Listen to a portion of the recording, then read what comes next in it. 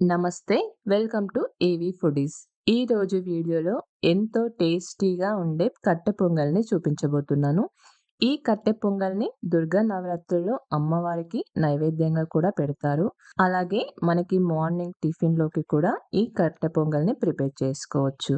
మరి ఎంతో టేస్టీగా, సింపుల్‌గా కట్టె పొంగల్‌ని ఎలా చేయాలో చూసేద్దాం రండి. ఇప్పుడు స్టవ్ మీద ఒక పాన్ పెట్టుకొని హాఫ్ కప్ పెసరపప్పుని తీసుకోండి. మంటని మీడియం ఫ్లేమ్‌లో పెట్టి 5, 6 నిమిషాల వరకు వేయించుకోవాలి. పెసరపప్పు ఈ విధంగా వేయించిన తర్వాత స్టవ్ ఆఫ్ చేసుకోండి.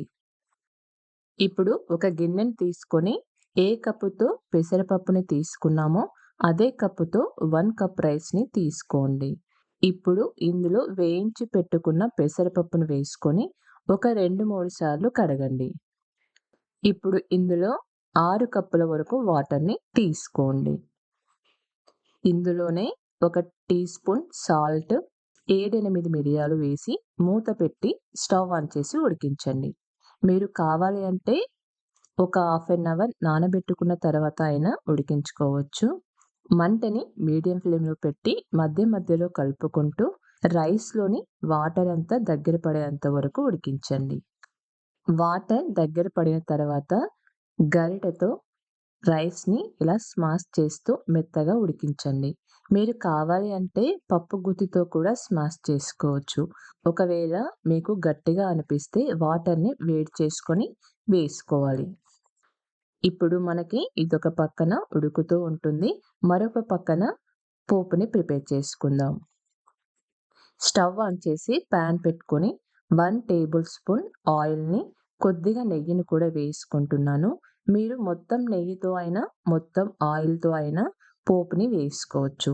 ఆయిల్ వేడయ్యాక ఒక టీ స్పూన్ పచ్చి శనగపప్పు, తరిగిన అల్లం ముక్కల్ని, కొన్ని జీడిపప్పులని, 2, 3 కట్ చేసి పెట్టుకున్న పచ్చిమిర్చిని వేసి ఒక 2, 3 మినిట్స్ ఫ్రై చేయండి. తర్వాత హాఫ్ టీ స్పూన్ జీలకర్ర, హాఫ్ టీ స్పూన్ ఆవాలు, 2, 3 ఎండుమిర్చి, కొద్దిగా మిరియాల పొడిని వేసి మరికొద్దిసేపు ఫ్రై చేయండి.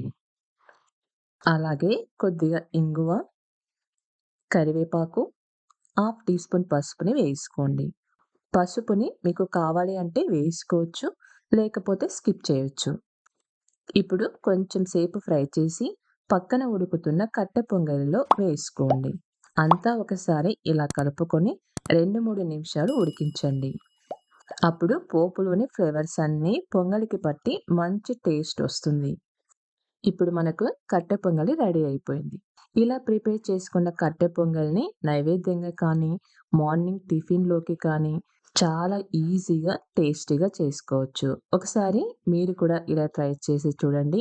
చాలా అంటే చాలా బావుంటుంది. ఓకే ఫ్రెండ్స్, చూసారు కదా నా వీడియో. మీకు నచ్చినట్లయితే లైక్ చేయండి, షేర్ చేయండి, కామెంట్ చేయండి. అలాగే సబ్స్క్రైబ్ కూడా చేయండి.